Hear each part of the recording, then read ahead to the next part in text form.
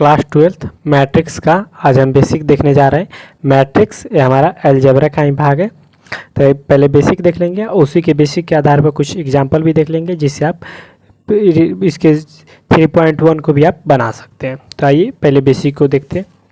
तो दिया है मैट्रिक्स किसे कहते हैं। तो matrix is a rectangular array of number real और इमेजिनरी और symbol expression x y sine x और भी हो सकता है इन रोज एंड कॉलम। तो इसका हिंदी हुआ, आप लिख भी सकते हैं पंक्ति और स्तंभों की संख्या वास्तविक काल्पनिक या संकेत A B C x y sine x is in rows A B C या व्यंजकों एक्स वाई साइन एक्स के आयताकार आकृति अवयव होते हैं। इसका हिंदी हुआ।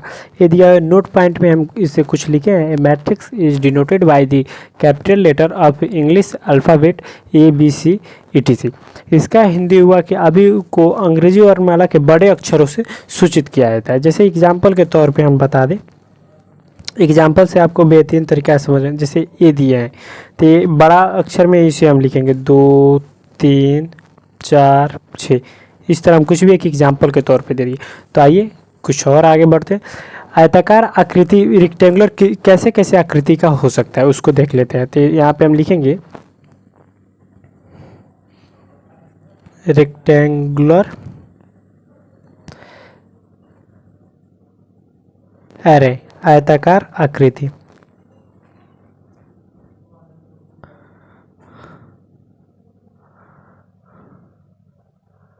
रेक्टेंगुलर एरे का मतलब आयताकार आकृति। देखिए इस तरह हो सकता है, एक हुआ, इस तरह भी रह सकता है जनरली, और इस तरह भी रह सकता है। तो आप देख लिए कि रेक्टेंगुलर एरे आयताकार आकृति कितने कितने तरह के हो सकते हैं। तो इसके मतलब विशेषताएं थी कि इतने तरह प्रकार के हो सकते हैं। अब आइए इसको हम कुछ बता रहे हैं। रो और पंक्ति इसमें होता है, इस सब के बारे में पूरा बेसिक से हम बता रहे हैं। एग्जाम्पल ऑफ मैट्रिक्स से एक एग्जाम्पल को हम देकर बता रहे हैं।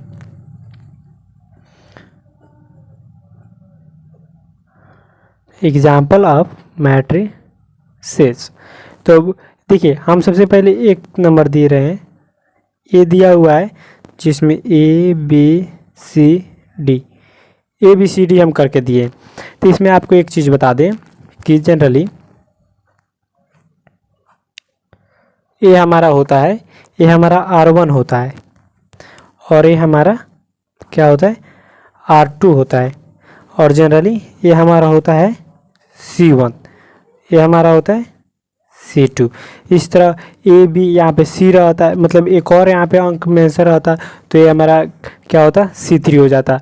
एक और नीचे मतलब ऐड रहता है, जैसे A B C D E F यहाँ पे ऐड रहता है, तो ये हो जाता है R3। तो इस तरह करके हो जाता है। तो अब आप पूछिएगा कि R का क्या मतलब है, C का क्या मतलब है। तो उसका देखिए R का मतलब होता है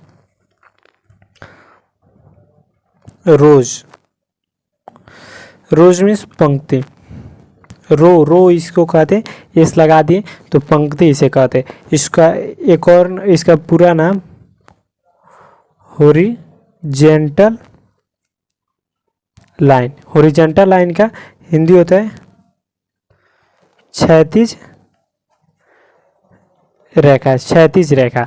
और इसका सी का मतलब होता है कॉलम, इसे हम कहते हैं स्तंभ। देखिए ये पंक्ति में है और ये स्तंभ में है, समझ रहे हैं। तो इसको हम कहते हैं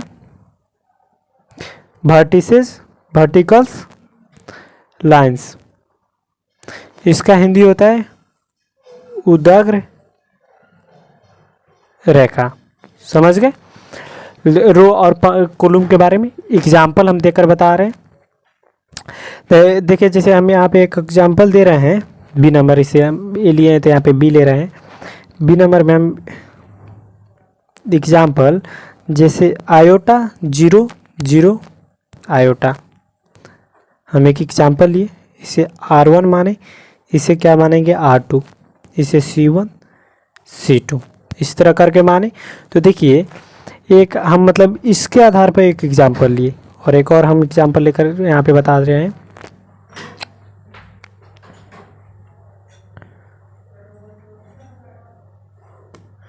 देखिए यहाँ पे हम ले रहे हैं, जैसे एग्जांपल में 80 नंबर एग्जांपल है A B C D E F, R1 R2 C1 C2। यहाँ पे हम इसे नंबर ऑफ